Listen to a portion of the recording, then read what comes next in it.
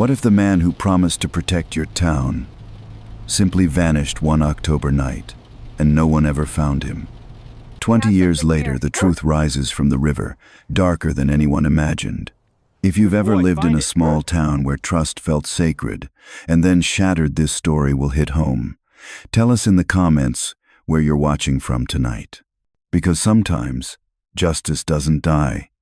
It just disappears. The morning of October 14th, 2002, began like any other in Asheville, North Carolina, a quiet mountain town where the air still held the crisp edge of early fall, and the smell of wet leaves drifted through the valley. People were getting ready for work, the same coffee brewing, the same radios humming with early news. Nothing about that Monday hinted that it would carve a wound into the town's heart, one that would never quite heal. Detective Harris Cole had worked the night shift before. His wife, Laura, was used to it: the late calls, the coffee going cold on the kitchen counter, the hum of the police scanner that she couldn't bring herself to turn off. For 20 years, Harris had worn the badge with the kind of pride people in small towns still believed in. He wasn't the kind of man who took shortcuts or looked away. He saw things through. That's what made him good, and what made him dangerous to the wrong people. At 6:15 a.m., the phone rang. Laura thought it was Harris, calling to say he'd grab breakfast at the diner like he often did. Instead, it was Chief Raymond Davis, his voice tight, almost trembling. "Laura, Harris didn't come back from patrol last night." Those words cracked something inside her. "What do you mean, didn't come back?" she asked. There was a pause long enough to drown in. "We found his unit by the river," the chief said quietly. "His radio's still on." "Oh." Within 30 minutes, patrol cars filled the road leading down to the French Broad River, lights reflecting red and blue across the water.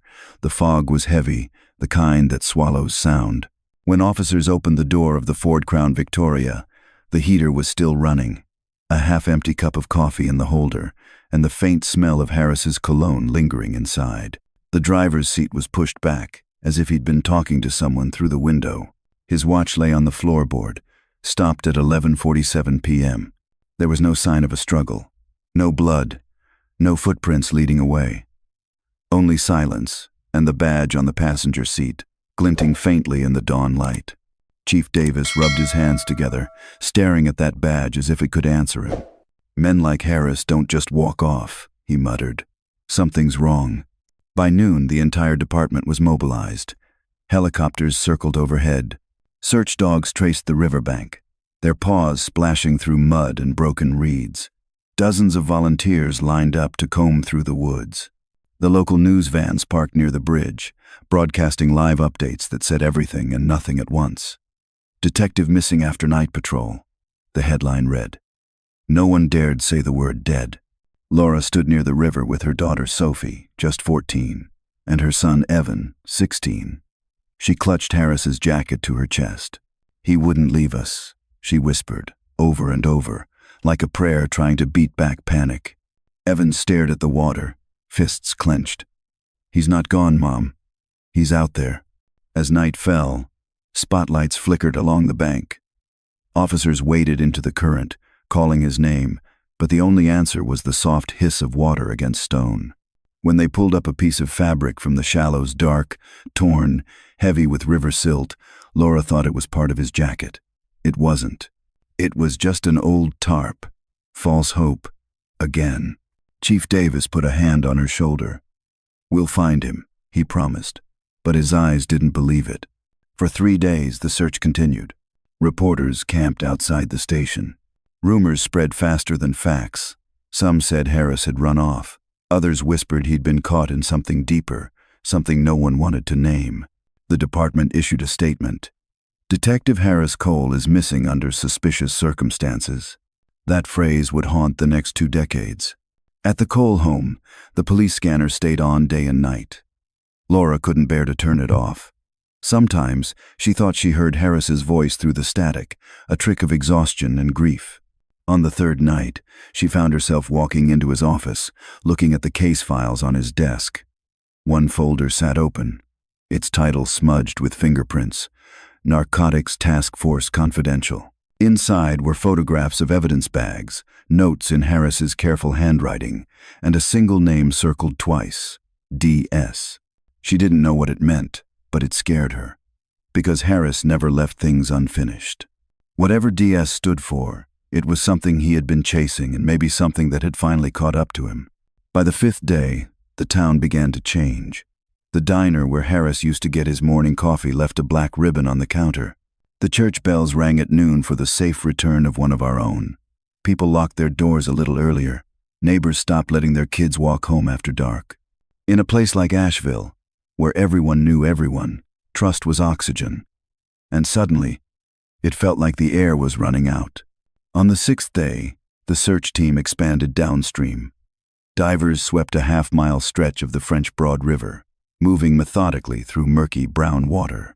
Midway through the afternoon, one diver surfaced holding something small, metallic, dull from years of use. It was a police-issue flashlight, its casing dented, initials engraved at the base, HC.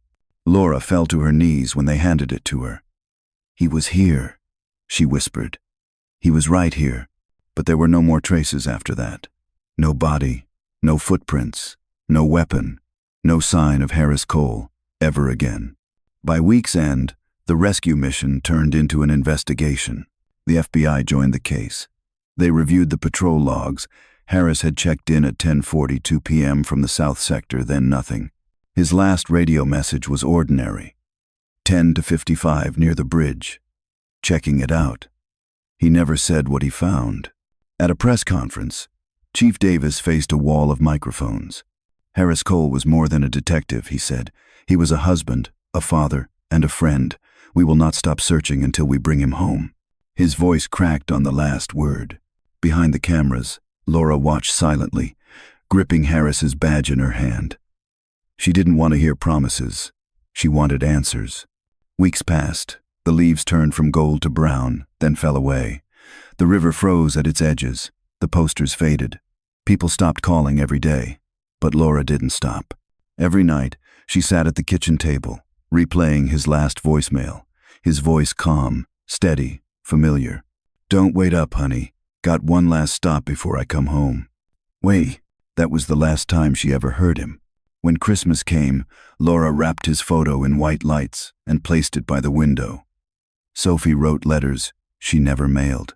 Evan started visiting the gym every night, pushing himself until his muscles trembled, trying to become the kind of man his father had been. And still, nothing. No news. No closure. By the spring of 2003, the police department quietly scaled back the investigation. The files were boxed, labeled Cole Harris Missing, and placed in the Cold Case Archive, Row 3, Shelf 11. The badge was returned to Laura in a velvet pouch. She refused to accept it. "He's not gone," she told the chief. "You don't give back a badge until you know the man who wore it isn't coming home." For years after that, Asheville carried a ghost. Every new detective heard the story, the man who vanished by the river. People swore his spirit walked the bridge at night, radio whispering faint static through the fog. Some said he'd discovered something about another cop. Others said he'd been framed, but no one knew. The town moved on, at least on the surface. Underneath, the silence grew thick enough to choke on. 20 years later, that silence would finally break. But back then, it was just a wound, unseen, unhealed.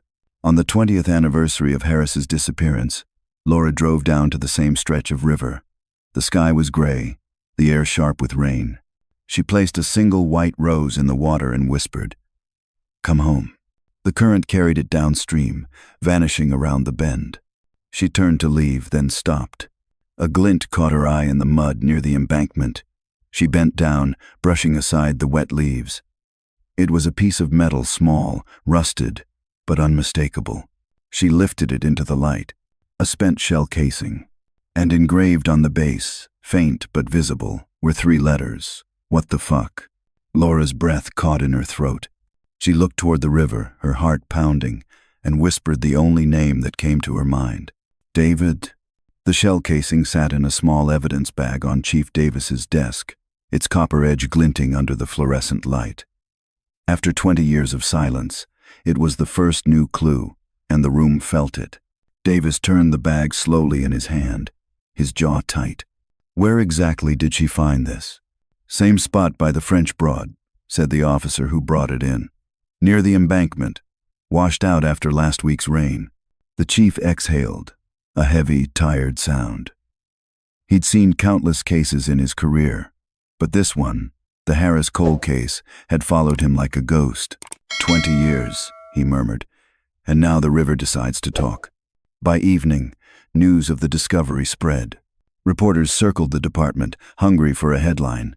The missing detective had become a myth in Asheville, a name carved on plaques, whispered in classrooms, told to recruits at the academy. He vanished, and no one ever found out why. Now, suddenly, there was a why begging to be uncovered. Chief Davis ordered the casing sent to Raleigh's crime lab. Technology had changed since 2000, and what had once been useless could now speak volumes. He also reopened the official file and reassigned one of his youngest detectives, Allison Pierce, to the case. Pierce was new to Asheville but had grown up not far away, in Greensboro. She'd been 8 years old when Harris Cole disappeared. She remembered the news stories, the search parties, the candlelight vigils, the photo of the smiling officer who never came home.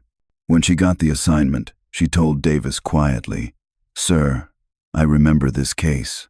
My dad used to tell me about him, said he was one of the good ones." "That's exactly why I'm putting you on it," Davis replied. "Because good ones like him don't just disappear." The first thing Pierce did was visit Laura Cole. The house looked the same as in old photos, white siding, a porch swing that hadn't moved in years, wind chimes tangled from neglect. Laura answered the door slowly, as if she'd been expecting someone but not sure who. "I know you've had enough promises over the years," Pierce said softly, holding out her badge, "but I'm not here to make another one. I'm here to listen and to start over." Laura studied her face for a long moment, then nodded. "You remind me of him. He always believed truth doesn't vanish, just hides." Inside, the living room smelled faintly of cedar and old paper.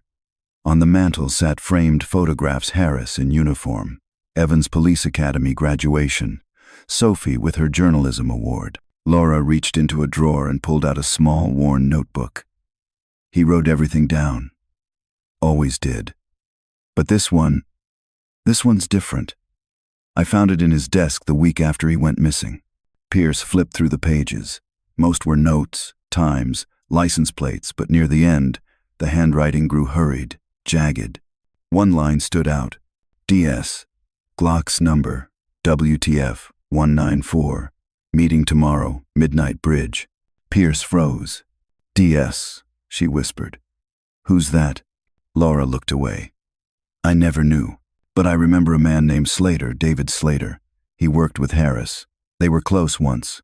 The next morning, Pierce dug through the archives at the precinct basement.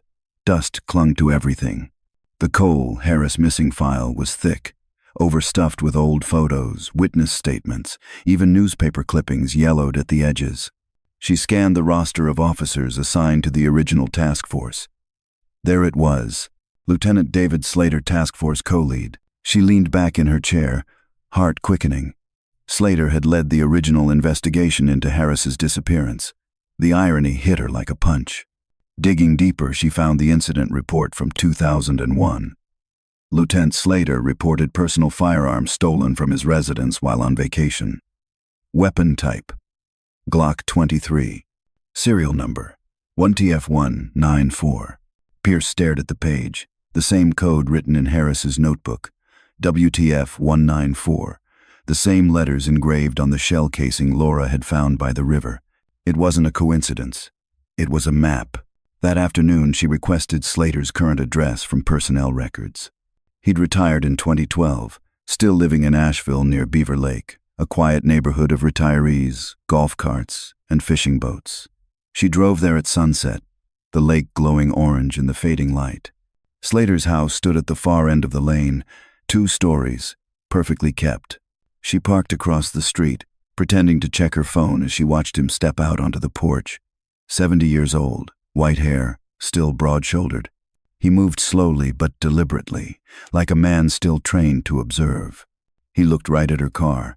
For a moment, she thought he might walk over. Instead, he smiled a polite, empty smile and went back inside. Pierce's instincts burned. Something in that look wasn't curiosity. It was recognition. Back at the station, she pulled up Slater's personnel file. Commendations, leadership awards, a spotless record. The kind of man people called the backbone of the department. Yet in the old financial reports, there were deposits that didn't fit small at first, then growing. The last one dated October 12, 2002, 2 days before Harris vanished. Her pulse quickened. She printed the records, slipped them into a folder labeled Unconfirmed Corruption, and began to connect dots on the wall. Harris's note DS Glock 2F194, Slater unexplained money missing detective.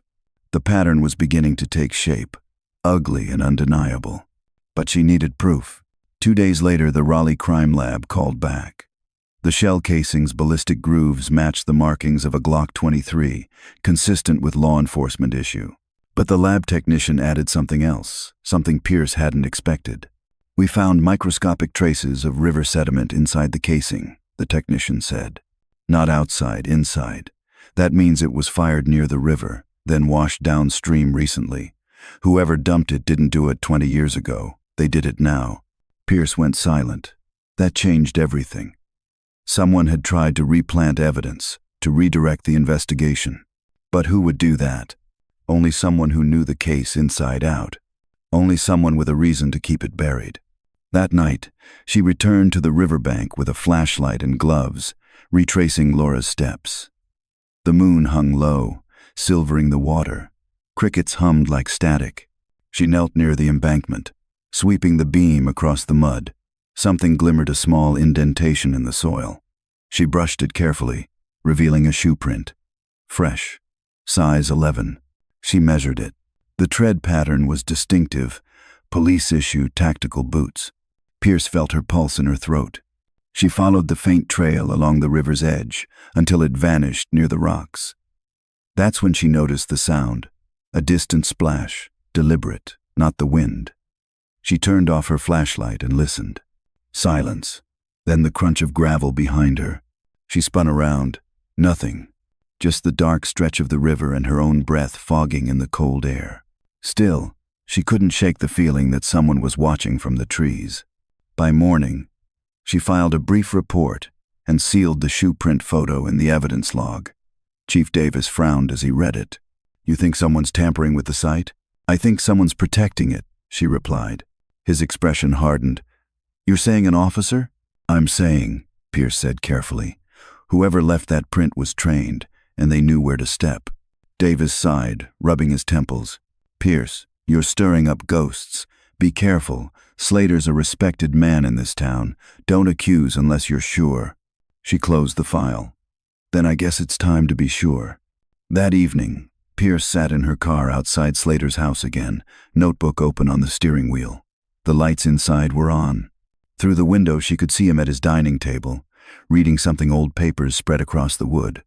Her gaze caught on a photo frame beside him. Even from a distance, she recognized the face. Harris Cole, smiling in uniform. Slater reached out, turned the frame face down, and switched off the light. Pierce's breath caught. She jotted one sentence in her notebook. "He's still hiding something, and it's not regret." Then she looked back toward the quiet lake, moonlight rippling across the water, and whispered to herself, "The river gave up one secret. It's time it gave up the rest." By the time the sun rose over Asheville the next morning, the city looked the same, coffee shops opening, traffic lights blinking green, but something had shifted. For the first time in 20 years, the name Harris Cole was being spoken again, not as a legend or a ghost story, but as a case that might finally break open. Detective Allison Pierce barely slept. The image of Slater turning Harris's photo face down kept flashing in her mind. There was guilt in that gesture, or something darker. She needed more than instinct now. She needed proof. In the basement of the Asheville Police Department, Pierce went through the old case files one by one. Dust coated the folders like a film of neglect. She laid them across a long oak table. Photos, interview transcripts, evidence logs. The pages were brittle, edges curled from years of handling. The farther she read, the clearer it became the investigation had been steered away from something deliberately. Witness statements were incomplete. Patrol logs went missing for the week of October 14th, 2002. And most curious of all, 3 pieces of evidence listed in the initial report, a coffee cup, a notebook, and Harris's personal cell phone, had never been entered into the chain of custody database. Pierce whispered under her breath, "Someone buried more than a man here." Chief Davis stopped by around noon. His shoulders seemed heavier than usual. "You've been at this all night?" She nodded. "I've found gaps in the evidence records. Missing items, altered timesheets." Davis frowned. "Pierce, that case nearly broke this department once. Be sure you're ready to reopen old wounds." She met his gaze. "Sir, some wounds don't heal. They fester." He didn't argue. He just nodded slowly, the kind of nod that meant, do what you have to do. That evening, Pierce visited Evan Cole, Harris's son. He was now a police sergeant in Charlotte, the same age his father had been when he vanished. His house was tidy, almost military. On the wall hung his father's framed service photo. "I grew up chasing his shadow," Evan said quietly. "Every time I put on the uniform, I hear people say I look like him. But no one talks about what happened. It's like a taboo in our family or a curse." And Pierce explained what she'd found: the casing, the matching serial number, the missing evidence. Evan's eyes hardened. "Slater," he muttered. "He used to come to our house. Brought us toys when we were kids. My mom trusted him. Hell, we all did." He walked over to the window, staring out at the street. "You think he killed my father?" Pierce hesitated. "I think your father found something he wasn't supposed to, and someone made sure he never talked about it." Evan turned back, his jaw set. "Then make them talk now." As days passed, Pierce pushed deeper. She pulled archived phone records from 2002, now digitized. Late on the night of October 13th, Harris had made one last outgoing call, a 4-minute conversation, to a prepaid phone that was never used again. Its location pinged near Beaver Lake, less than half a mile from Slater's home. That same hour, a cruiser had reported static interference on the police channel. The officer who logged it? Lieutenant David Slater. The puzzle pieces were no longer subtle. They screamed. Pierce gathered the timeline on a whiteboard, each event connected by red string. The room felt smaller as she stepped back, a web of betrayal stretching 20 years wide. She could almost feel Harris's presence in the silence, as if the air itself was waiting for her to finish what he started. That night, Pierce sat alone at her desk. Outside, the hum of the city faded into the sound of rain against the windows. She played back Harris's last radio transmission from the archive, the one recorded just before midnight on October 13th, 10:55 near the bridge, checking it out. Then a pause. "Copy that, dispatch. I think it's L." Static swallowed the rest. She replayed it 3 times, goosebumps running down her arms. The cutoff syllable wasn't random. It sounded like the start of a name. SL. She didn't need the rest. She already knew. 2 weeks later, the Raleigh lab returned with a supplemental report on the shell casing. They'd used a new process to lift trace DNA from inside the rim. The results were preliminary, but they were clear enough: partial match to a male subject in the law enforcement database. The name redacted on the report's cover page made Pierce's hands tremble. She peeled back the top sheet. Match. Slater. David R. She exhaled slowly, disbelief mingling with grim validation. The river hadn't just revealed Harris's story, it had named his killer. But before she could celebrate, a call came from Chief Davis. "Pierce, I just got word from evidence control. Someone accessed the Cole case files last night without authorization. Your name's on the log." "That's impossible," she said. "I wasn't even here." "I know," Davis replied, voice low, "which means someone used your credentials." She froze. "Who else has that clearance?" "Only me," Davis said quietly. "And Slater." Pierce's heart pounded as she drove toward the precinct. The hallways were dark, lit only by emergency lights. When she reached the records room, the door was ajar. Inside, The drawer labeled Cold Cases, 2002 stood open, empty space where the coal file should have been. She scanned the room. Flashlight beam sweeping across shelves, then stopped. On the floor lay one single page, left behind. It was the inventory log for the missing items Harris had collected the week before he disappeared. And scribbled in the corner, in handwriting too deliberate to be anyone else's, was a note that chilled her. "You're closer than you think." Her breath caught. Someone had been inside, watching her every move, just like at the riverbank. She backed toward the door, every instinct on alert. The motion sensor above the doorway blinked red, triggered. Someone else was still in the building. She turned, flashlight trembling in her hand, calling out, "Who's there?" No answer. Just the echo of her own voice, and the faint smell of rain drifting through the open window at the end of the hall. Pierce slowly approached, the beam of light cutting through the dark. The window swayed in the wind, raindrops dotting the floor. On the ledge sat a single object, freshly placed, gleaming even in the dim light. A police badge, old and worn, its metal edges tarnished by time. She picked it up. The engraving read, "Detective Harris Cole, 2147. Her pulse spiked. The badge had been missing for 20 years. Outside, thunder rumbled across the valley. Pierce looked out into the rain-soaked night and whispered, "You were right, Harris. The truth didn't vanish. It's coming for them." And somewhere in the darkness beyond the parking lot, a car engine started. The next morning, rain still clung to Asheville like a fever that wouldn't break.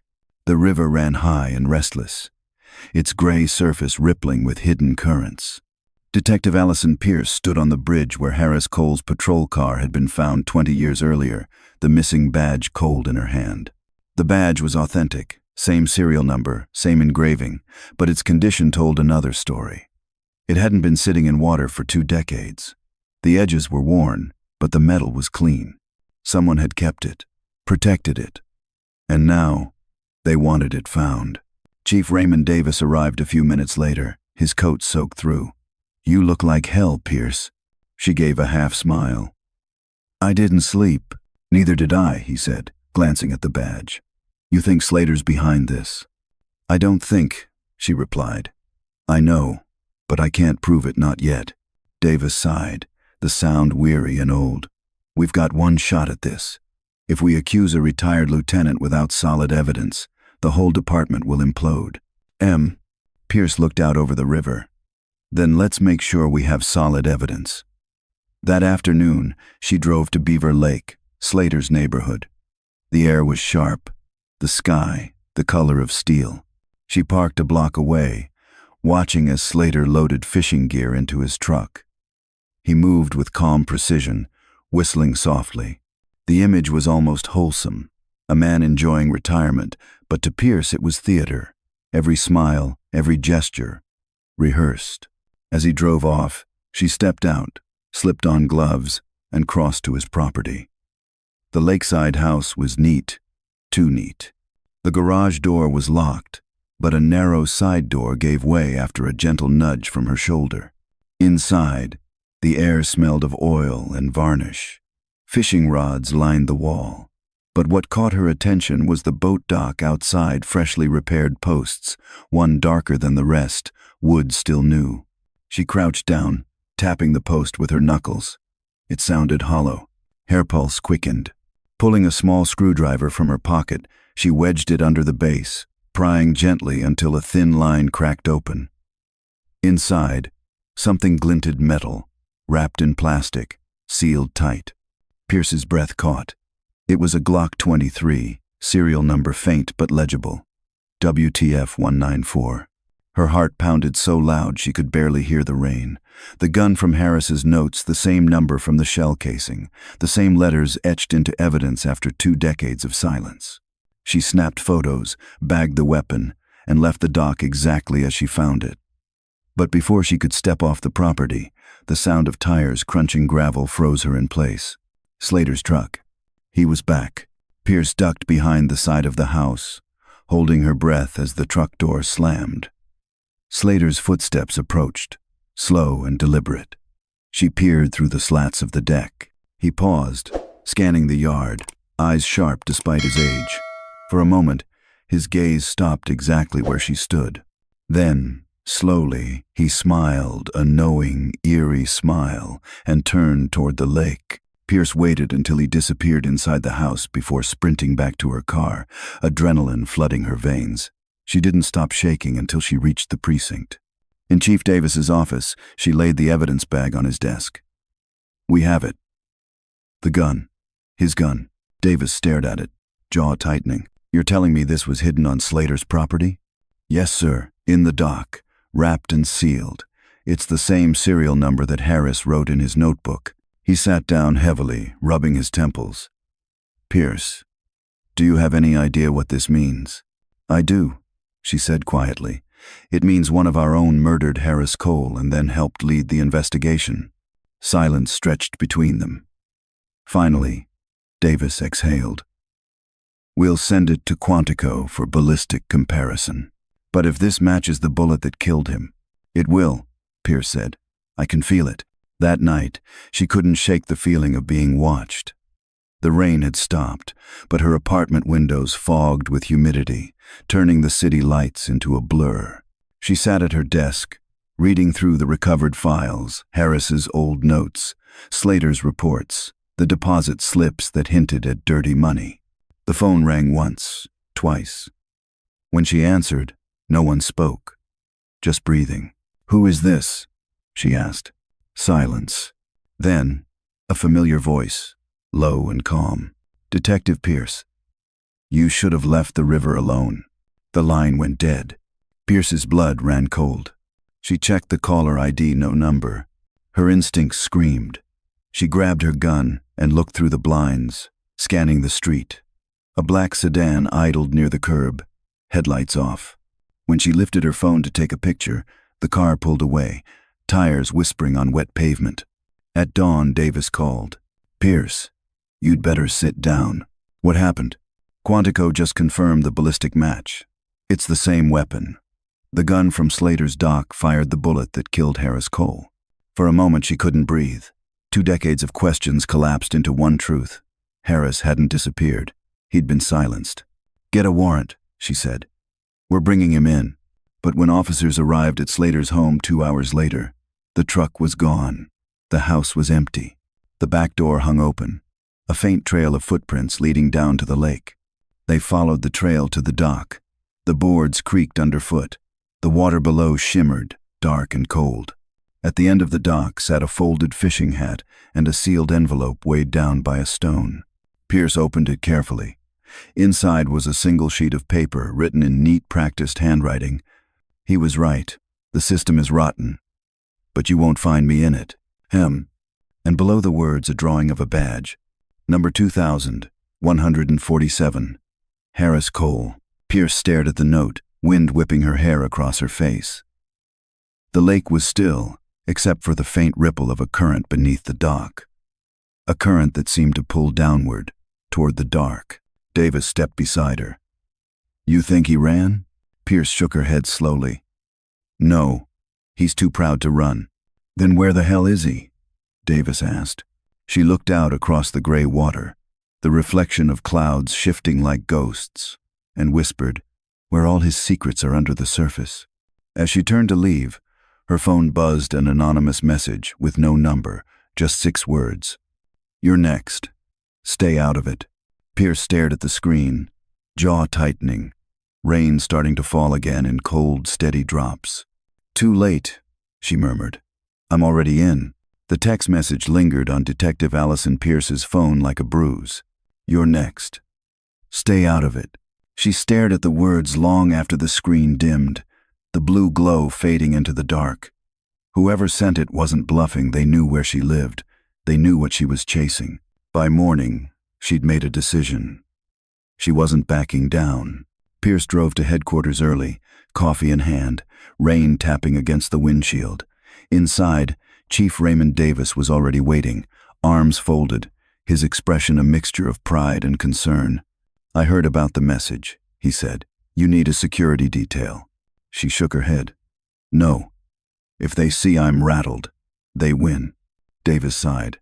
"You sound like Harris." He said the same damn thing. That made her pause. What do you mean? He hesitated. 2 days before he disappeared, Harris came to me, said he was close to uncovering something big, something inside the department. He didn't give names, just told me, if I go missing, don't trust anyone who calls themselves a friend. Pierce felt a chill crawl up her spine. You think Slater knew? I think Slater was the something big, Davis said quietly.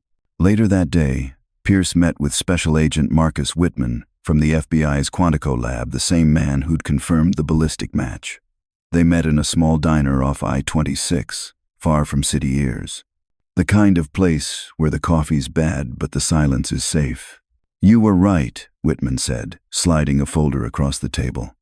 The Glock 23 from Slater's dock fired the bullet that killed Harris Cole. No doubt. Pierce nodded grimly. That gives us the how. Now we need the why. Whitman leaned closer. You're not going to like this part. He opened another file. Inside were scanned bank statements, offshore accounts, multiple shell corporations, all tied to deposits from 1996 through 2002. Follow the money, he said. It all leads to one name, Cabrera Logistics. Pierce frowned. Sounds like a transport company. It was, on paper. In reality, it was a front for a mid-level drug syndicate running product through the Appalachian corridor. The kicker? Several local law enforcement officers were on their payroll, including, it seems, Lieutenant David Slater. Pierce exhaled sharply. Harris must have found the link. Exactly, Whitman said. He was probably building a case off the books, quiet. When Slater realized he was being investigated, he acted first. She sat back, heart pounding. Everything suddenly made sense, the midnight meeting, the erased data, the false reports. Slater hadn't just silenced Harris. He'd infiltrated his own investigation. That evening, Pierce returned to her apartment to find the front door slightly ajar. Her hand went to her weapon instantly. Police. Announce yourself. No answer. She swept the entryway, living room clear, kitchen clear, until she reached the small study where she kept her files. The air inside felt colder, touched by rain and something else. Intrusion. Papers littered the floor. Her computer was on, screen blinking with a single open document. It wasn't hers. 3 words appeared on the screen. You missed something. Her stomach dropped. She turned toward the bulletin board on the wall, the red string web of Harris's notes and Slater's connections. Someone had added a new photo to it. Harris en photo. It showed Pierce herself standing at the riverbank 2 nights ago, flashlight in hand. She froze. Someone was watching her every move. The next day, she met again with Evan Cole, Harris's son, at the local memorial park. Rain slicked the bronze statue of his father, Detective Harris Cole, notebook in hand. Eternal. Whoever's doing this, they're not just protecting Slater, Pierce said. They're protecting the entire network he worked for. Evan clenched his jaw. You think my father knew all of them? He knew enough to scare them, she said. He nodded slowly, eyes burning with quiet fury. Then let's scare them back. Working together, Pierce and Evan dug into archived financial records, property deeds, and interdepartmental memos. One name kept resurfacing alongside Slater's in signatures and authorizations.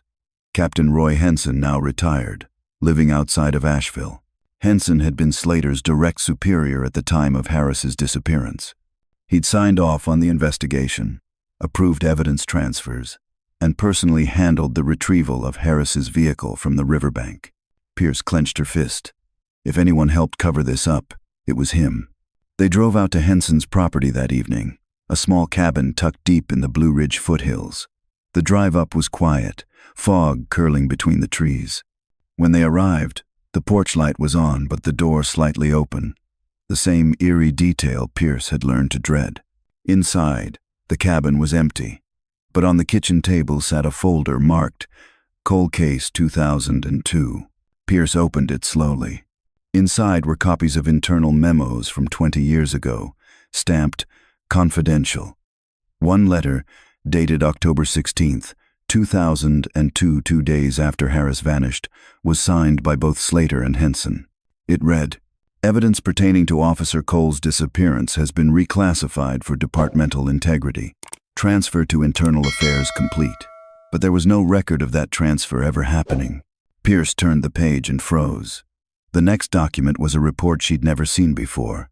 Subject Cole believed to have discovered financial irregularities implicating multiple senior officers.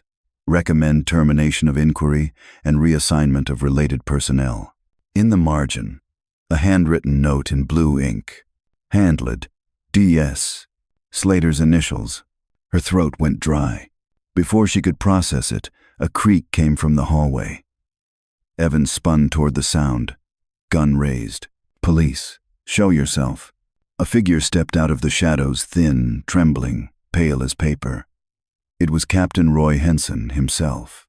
I knew this day would come, he rasped. You shouldn't be here. Pierce lowered her gun slightly. Where's Slater? Henson's eyes darted toward the window. He's gone, but not far. What do you mean?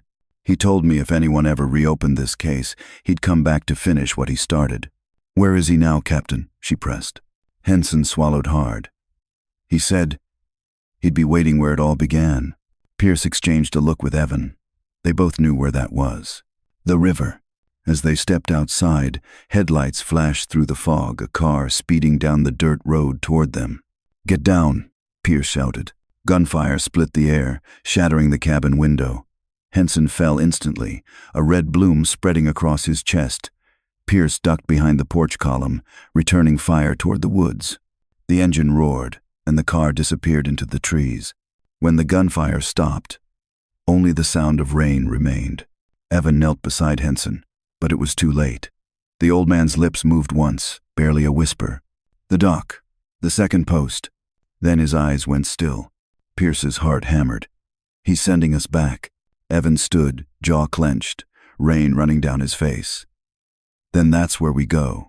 Pierce looked toward the darkness beyond the trees, toward Beaver Lake, and felt the cold, familiar pull of the truth drawing her in again. The storm came hard that night, the kind of southern rain that sounded like static against the windows and smelled faintly of metal. Detective Allison Pierce stood by the lake's edge with Evan Cole, flashlights cutting through the mist. The water lapped softly against the dock, hiding everything it wanted to keep. The second post, Evan whispered, staring at the shadowed structure. That's what Henson said before he died. Pierce nodded, her breath visible in the cold air. The dock stretched ahead like an old scarboard swollen from years of weather, bolts rusted to the color of blood. It looked peaceful, but the peace was a lie. Somewhere under that wood, under that black water, lay the reason Harris Cole never came home. They walked slowly down the dock, boards creaking beneath their boots. Every sound felt amplified, the hum of insects, the splash of fish below, the faint rumble of thunder far off. When they reached the middle, Pierce knelt beside the second post. Her flashlight beam followed a faint line, a seam in the wood. She pressed a gloved hand to it. This one's newer than the others, she said. Look at the grain. Evan crouched beside her. You think he hid something else here? She pulled a screwdriver from her pocket, wedged it into the seam, and twisted. The board lifted slightly, then caught. She pried harder, the wet wood groaning. Beneath it, plastic shimmered under the beam of her light, another waterproof container, smaller than the one that had held the gun. Pierce lifted it out carefully and unsealed the top. Inside were photographs, dozens of them, some grainy, others sharp. She spread them across the dock. The images showed police officers, some in uniform, some not, shaking hands with men she didn't recognize. But the last photo stopped her cold. It showed Harris Cole standing beside Lieutenant David Slater, both smiling, with a third man in the background, Captain Roy Henson. In Harris's hand was a manila folder labeled Cabrera Logistics. Evan swallowed hard. That's the same file you found in Henson's cabin. Pierce nodded slowly. This wasn't a clue, she murmured. This was evidence. Harris hid it here before he was killed. She turned over one of the photos. There was writing on the back, faded but still legible. Meeting arranged. DS doesn't know I have proof. October 13th. Evan's voice cracked.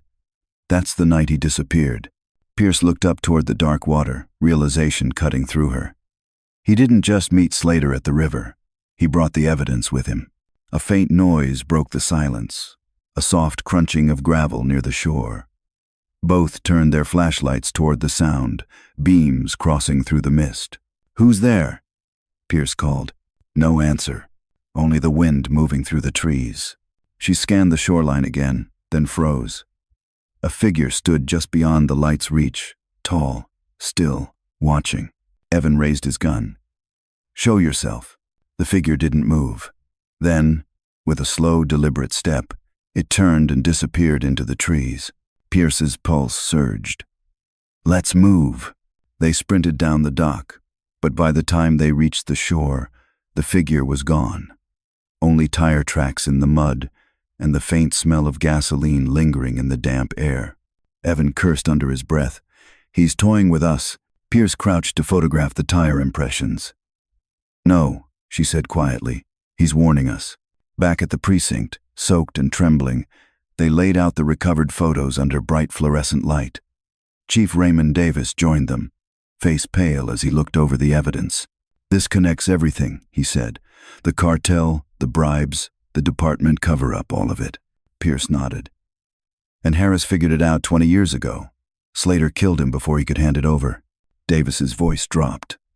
"Pierce, you realize what this means. There are still people in this city who benefited from that cover-up. Some of them might still be wearing the badge." Her stomach tightened. "Then we expose them. All of them." But before she could speak again, an officer burst through the door, breathless. "Chief, we've got a situation." "What kind of situation?" Davis demanded. "Fire," the officer said. "At the old storage facility on Riverbend Road, the one the task force used back in 2002. Evan's face went pale. "That's where my dad used to store his off-record case files." They arrived within minutes. Flames clawed at the night sky, painting the clouds orange. Fire trucks lined the street, their sirens howling. The air reeked of smoke and gasoline. Pierce shouted over the chaos. "Where did it start?" One firefighter pointed toward the back. "Old file room. Everything's gone." Evan stared at the blaze, fists clenched. "He's burning what's left." Pierce grabbed his arm.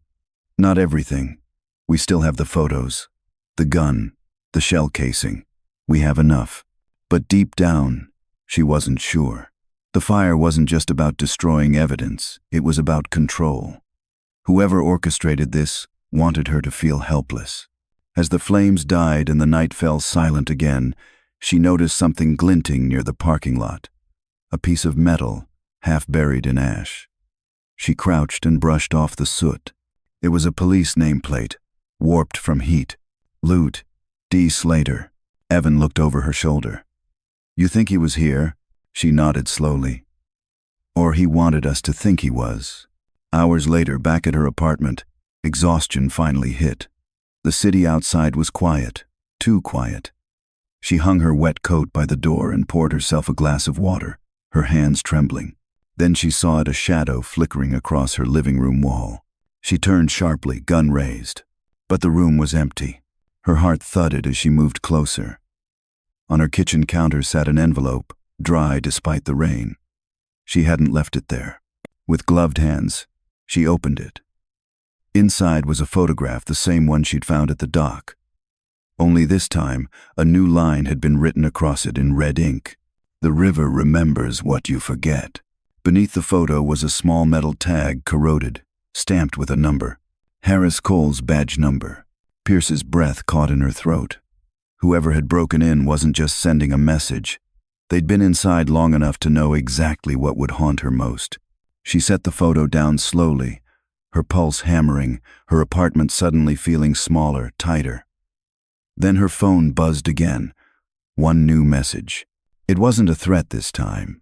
It was an address. Maple Creek Road, the place where Harris Cole vanished. And below it, 6 chilling words. "Come alone, or he dies again." Pierce stared at the message, the reflection of the screen glowing in her eyes. For the first time since this began, she felt something colder than fear, certainty. This wasn't just about justice anymore. It was about finishing what Harris started. She holstered her weapon, grabbed her coat, and whispered into the silence, "All right, Slater, Let's finish this by the river. The road to Maple Creek wound through the trees like a secret the forest didn't want to share. Detective Allison Pierce drove with her headlights dimmed, rain tapping steady against the windshield, her pulse keeping rhythm with every turn. The message still glowed on her phone screen beside her. Come alone, or he dies again. She didn't know who he was supposed to be, maybe Evan Cole, maybe the ghost of his father, but she knew one thing for certain. This night wasn't about warnings anymore. It was about endings. When she reached the end of the dirt road, the river came into view, wide, dark, restless. The same place where Harris Cole had disappeared 2 decades earlier. Pierce parked, stepped out into the cold air, and immediately smelled it: mud, rain, and something metallic, faint but distinct: blood. Her flashlight cut through the mist, sweeping over the overgrown grass, until it caught on something: an old police barricade, half buried, the paint nearly gone. Time had eaten everything here, except memory. She whispered into the night. All right, Slater, I'm here. Nothing. Only the slow whisper of water. She took a few steps closer to the riverbank, her boots sinking into soft earth. Then, suddenly, a voice. Detective Pierce. She spun around, gun raised. From the shadows near the tree line stepped Lieutenant David Slater. Older, yes, thinner, slower, but the calm arrogance in his face was unchanged. He wasn't hiding anymore. He looked like a man who'd made peace with his sins. I thought you'd bring backup, he said. But you didn't. That's good. Harris would have liked you. Don't, Pierce snapped. You don't get to say his name. Slater smiled faintly. I think I've earned the right. After all, I buried him. The words landed like a punch. She steadied her gun. You're going to tell me where? I will, he said, stepping closer, hands slightly raised. But first, you need to understand something. Harris wasn't just killed because he found corruption. He was killed because he believed he could fix it. Pierce's grip tightened. He tried to expose you. He tried to expose all of us, Slater said quietly. You think I was alone? I was the fall guy. The cartel paid plenty of others, officers, judges, prosecutors. Harris was about to take down an entire system. The night we met here, he gave me a choice. Turn myself in, or he'd go public. You don't threaten men who built their lives on lies. He took another step. I told him we'd talk. I told him to trust me. Just one more time. Pierce's voice was barely a whisper. And you shot him. Slater's eyes flickered, not with regret, but memory. Right there, by the water. One clean shot. He didn't even raise his gun. He looked at me like he already knew. The sound of the river filled the silence between them. Pierce could hear her heart pounding in her ears. You've been hiding behind that badge for 20 years, she said, attending vigils, consoling his family. What kind of man does that? The kind who wanted to believe it was worth something, Slater said. If I couldn't fix what I'd done, I could at least protect what he left behind. Pierce frowned. You mean his family? He nodded. The night I killed him, he told me something before he died. He said, don't let them touch my kids. Her stomach turned. You expect me to believe you did this for them? Slater's voice broke slightly. I kept the cartel away from the Coles. I fed them misinformation for years. Made them think Harris died clean, no files, no leaks. It worked. Until you came along. Pierce stared at him. The river wind slicing through the moment. So what now, you kill me too? He shook his head slowly. No, I'm done killing. But there's something you should see. He gestured toward the water's edge, 20 feet out. Under the rock shelf. That's where he is. Pierce's breath caught. His body? Slater nodded. I weighted him down, buried the past where no one would look. She took a step forward, but his voice stopped her. If you go in there tonight, you won't come back out. I'm not asking your permission, she said. Slater smiled faintly. No, you wouldn't. Before she could respond, headlights flashed behind them. A car barreled down the dirt road, tires spinning mud. Pierce turned, gun raised, as Evan Cole jumped out. Pierce, he shouted. You shouldn't be here alone. Slater's eyes widened. You brought him. I didn't, she said, startled. He must have tracked my phone. Evan's gaze locked on Slater, His voice trembled with rage. "You killed my father." Slater didn't deny it. "I did. The air split with the sound of thunder and then gunfire. Evan fired first. Slater dove behind a tree, returning fire with terrifying precision for a man his age. Bullets cracked through branches. Pierce shouted, "Evan, stop. Don't." Too late. A shot rang out. Evan fell to his knees, clutching his shoulder. Pierce returned fire, hitting Slater's arm. He stumbled backward, the gun falling into the mud. For a long second, there was only breathing heavy, ragged, wet with rain and pain. Pierce approached cautiously, weapon drawn. "It's over, Slater." He looked up at her, blood running down his sleeve, rain washing it away. "Over?" he repeated, laughing weakly. "You still think there's such a thing as over?" He nodded toward the river. "The others, they never stopped.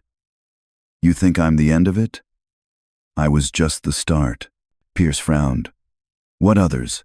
He coughed, the sound broken. "There's a hard drive. In my house.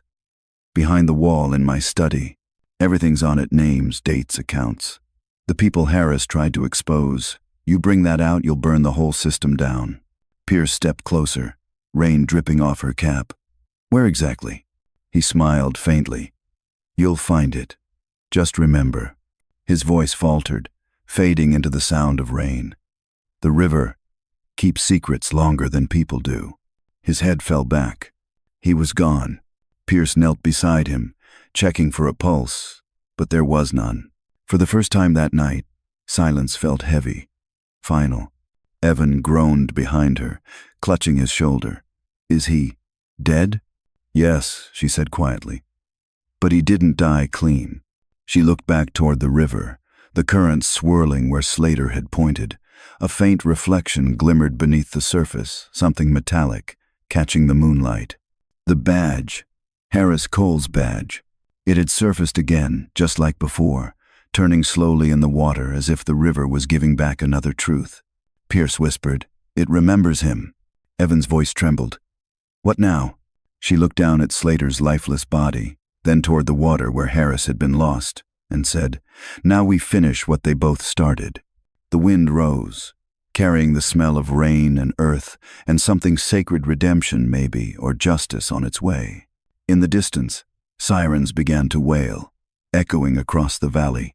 Pierce holstered her weapon, pressed her hand to the badge at her chest, and said softly, "We're not done yet, Harris. Not until they all fall." And behind her, unnoticed in the storm, a red light blinked once inside the woods, the lens of a hidden camera. Someone had been watching the whole thing. The sirens arrived minutes too late. By the time the first patrol cars pulled up along the riverbank, Lieutenant David Slater was already dead, the gunfire long silent, and the storm fading into a soft, haunted drizzle. Detective Allison Pierce stood beneath the flickering blue lights, soaked, exhausted, and hollow. Her clothes clung to her skin, but she didn't move.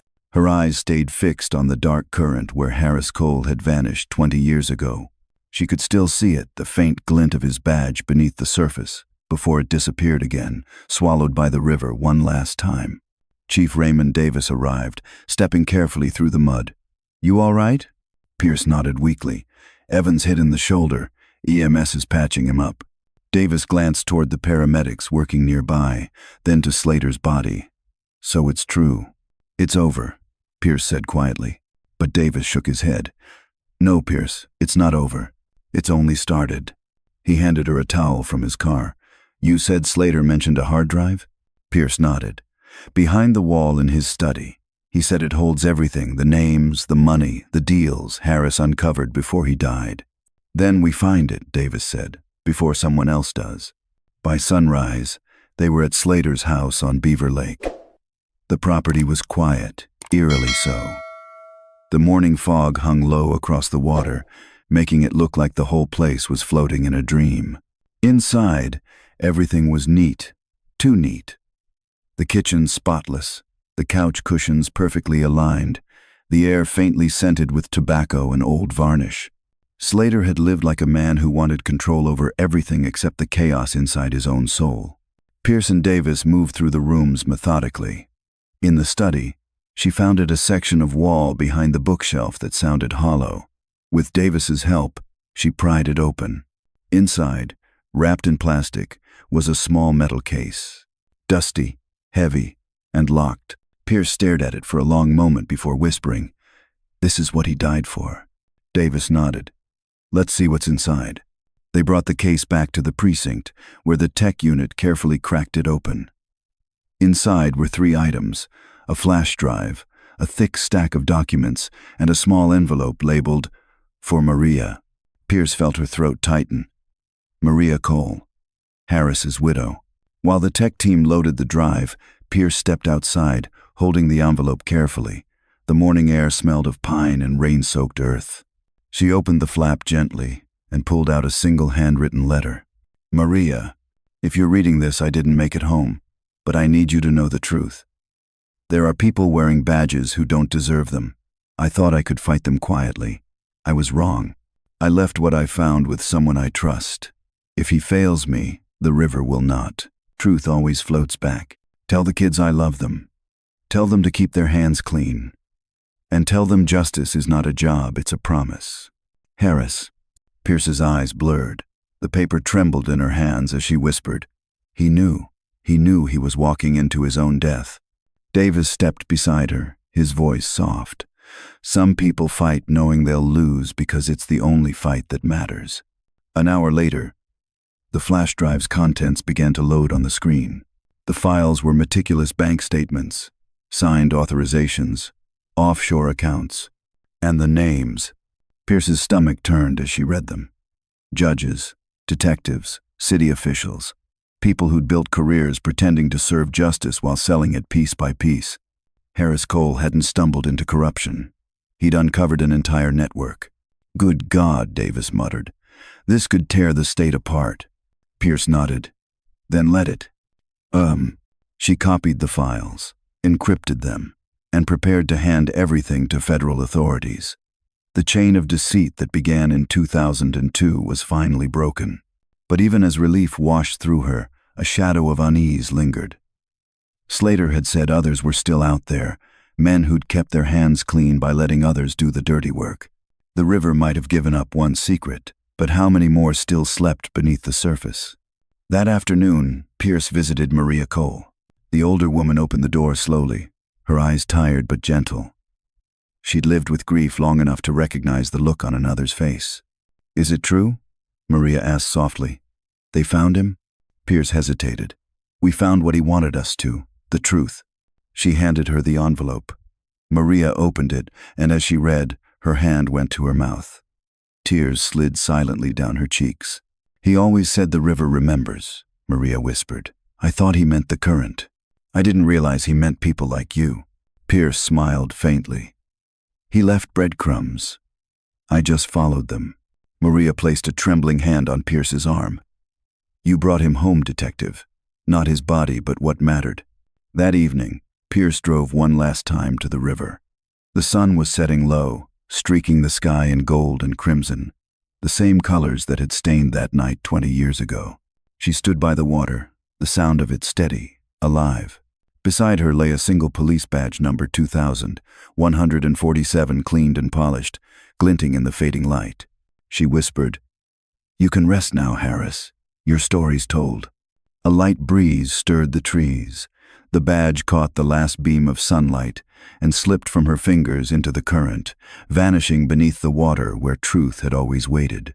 Back at the precinct, Davis entered the room quietly. "FBI's on their way. They'll take over from here."